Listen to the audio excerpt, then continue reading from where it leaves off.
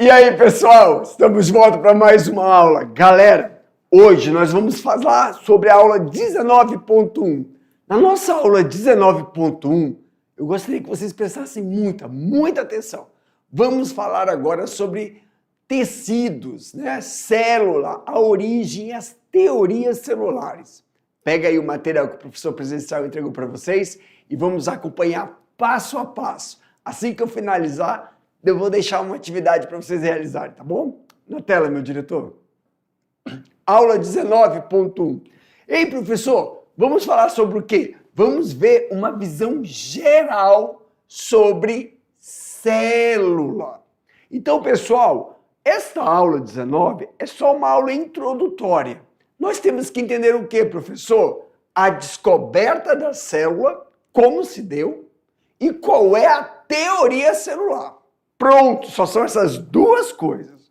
Entender como se procedeu a descoberta da célula e como foi formulada a teoria celular. Então vamos lá. Primeiro, pessoal, citologia. Cito vem de kitos, que significa célula em grego. Logos é estudo.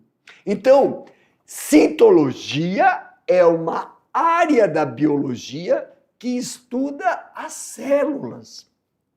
Não só as células, mas também o seu nível de constituição, estrutura e função.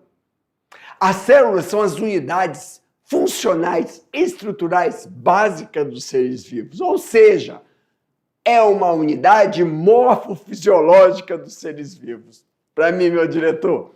Meus queridos,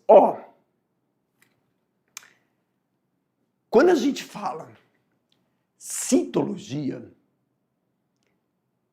não é só falar, estuda a célula. Não. Ele não estuda só a célula. Mas quando fala nível de constituição, exemplo, lembra na nossa última aula, quando nós falamos um pouquinho sobre bactéria, os seres procariontes e eucariontes? Meu diretor, aumenta a tela aí rapidinho para mim, por favor. Só para eu lembrar uma coisa. Lembra quando a gente falou, isso aqui é uma célula, aí aqui eu tenho o núcleo, essa região aqui, é a região do citoplasma, aqui é a região nuclear. Volta, meu diretor. Pessoal, quando a gente fala nível de constituição, um exemplo. Não quero falar da estrutura. Qual é a diferença de constituição para estrutura? O citoplasma, ele é formado por uma porção aquosa. O nucleoplasma dentro do núcleo é formado por uma constituição aquosa nuclear. Então, essa substância líquida tem uma característica, tem uma propriedade. Ácida, menos ácida, densa, viscosa. Então, isso é constituição. Tem minerais, tem solutos, solventes, tem composições químicas específicas dentro do citoplasma. Constituições químicas específicas dentro do núcleo. Região nucleoplasmática. Então, quando a gente fala de constituição, é a forma. Tem estruturas químicas que deixam aquele ambiente mais denso. É o comportamento. Menos denso, comportamento da área citoplasmática. Comportamento da área nucleoplasmática. É o ambiente como ele se comporta. Por causa das estruturas químicas. Aí tem a estrutura que forma a membrana, tem as estruturas organolépticas, estruturas de organelas dentro do citoplasma que vão ter um comportamento de acordo com aquele ambiente. Constituição. Essas duas situações aqui, nível de constituição e estrutura, quando interagem, dá uma função. Então, é isto que é citologia. E essa função, ela é específica para diferentes tipos de grupos celulares. Temos dois tipos de células. Célula de origem animal, célula de origem vegetal. Mas quando eu falo só de animal, aí eu tenho vários tipos de célula. Célula cardíaca, célula hepática, célula renal. Tudo bem? Aí há diferenciações dentro das células de origem animal. Então, em miúdos, ou seja, a célula é uma unidade morfofisiológica. Unidade, porque uma só representa todo esse sistema. Morfo, a forma, está ligada à função. Lógico, processo dos seres vivos. Tudo bem até aí? Aumenta, meu diretor. Mas como é que se deu, professor? Quem descobriu a linha do tempo? Na história da citologia, Robert Hooke observou um espaço vazio, uma cortiça, em que ele, através de mecanismos, instrumentos produzidos por Hans e Zacharias Janssen, 1590, verificaram em um pequeno instrumento denominado de microscópio uma estrutura, da onde começaram a fazer as suas missões de estudos. A teoria celular, como se procedeu, professor? Em 1674, o microscopista holandês Anthony van Leeuwenhoek revelou que a descoberta de protozoários, além da descoberta de glóbulos vermelhos sanguíneos em peixes, anfíbios e alguns mamíferos, e também em humanos. Também desenvolveu uma série de estudos relacionados às lentes da microscopia, entre outras contribuições. Leeuwenhoek não estudou só isso.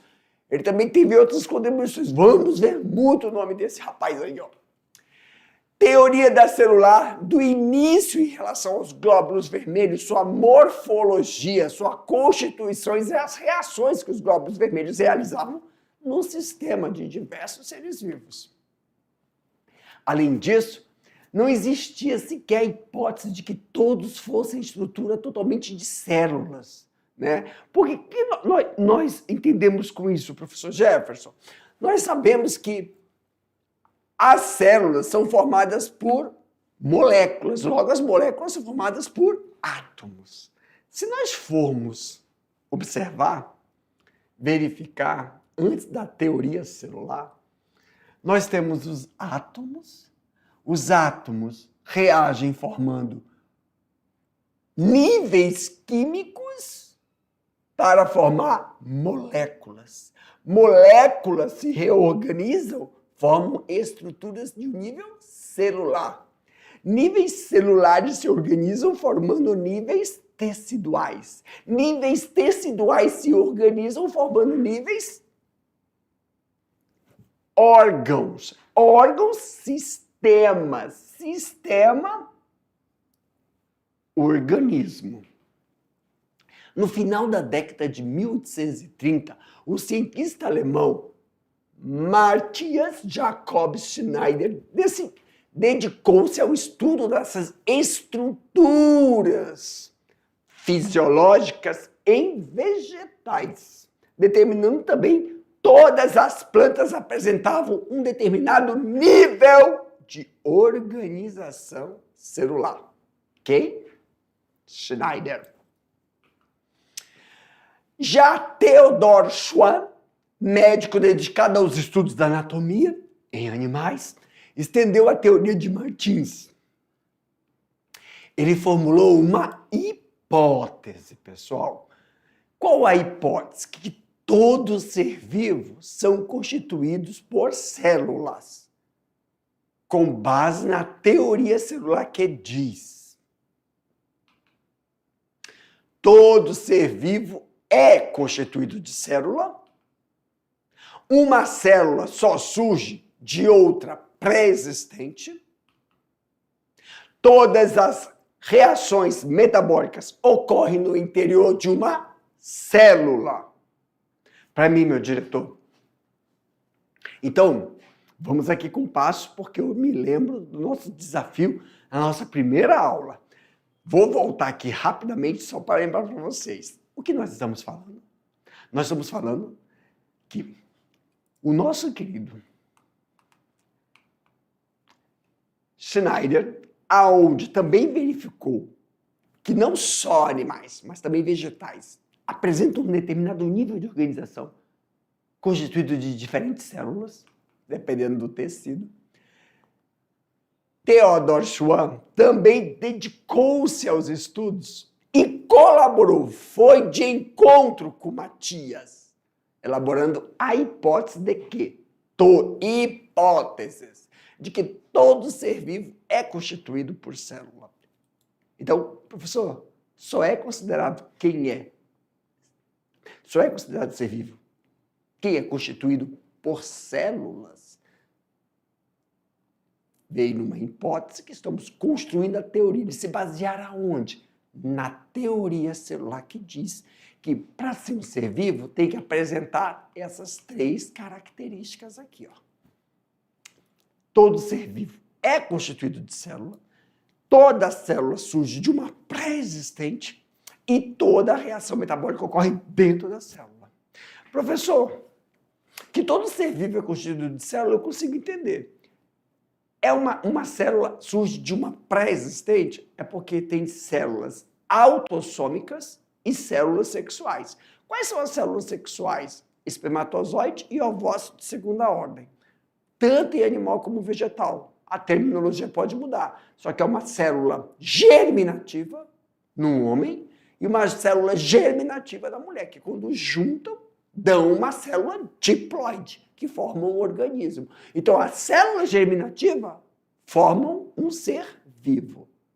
Então, um ser vivo, para ele vir, existiu uma célula antes, porque ele é celular. E todas as reações metabólicas têm que ocorrer dentro de uma célula. Verdade. Entenderam qual é o fundamento da teoria celular? Pessoal, fundamento. Pessoal, teoria. Se não lembrarem, vamos lá naquela aula que a gente estava falando sobre pesquisa. Acho que foi a aula 2 ou 3. Método científico, desculpa. Não é uma lei. É uma teoria. Aumenta, meu diretor. Então, pessoal, quando a gente verifica isso, a teoria celular e os tipos de células. Lembra? Unicelulares, bactérias, algas, protozoários, formados somente por uma célula. Nós temos os seres pluricelulares, que aí são os animais e os vegetais superiores. E a teoria celular em relação aos tipos de célula pode ser categorizadas em tamanho. Então nós temos aí, ó, e forma, tamanho forma, né? Células discoides, estreladas, fusiformes, esféricas. Então vamos só reforçar a teoria. A vida existe somente na célula. Pessoal, tá vendo? Eu vou chamar a atenção aqui para mim, meu diretor. Isso está no livro. Uma coisa, primeira coisa, está no livro, mas não é porque está no livro, você vai parar de raciocinar. A vida existe somente nas células. Isso está entre aspas. Todos os seres vivos são compostos de células.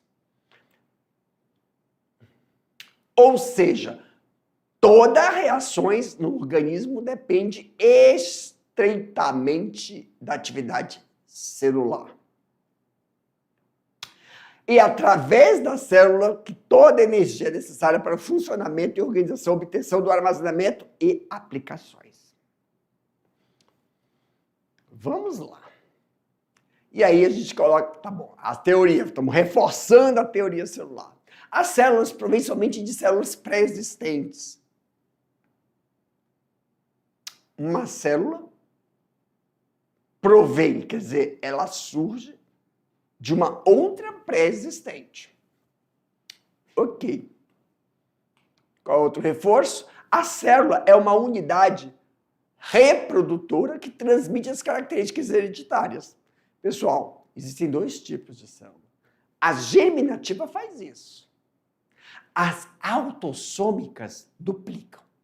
Tanto é que tem a clonagem hoje. Temos que lembrar que essas teorias foram elaboradas como base e alicerce, mas elas não são imutáveis. Tudo bem? Então aqui eu vou deixar um momento interativo para vocês. Vocês vão desenvolver essas atividades. Assim que vocês finalizarem, a gente volta com a nossa próxima aula 19.2. Boa atividade para vocês.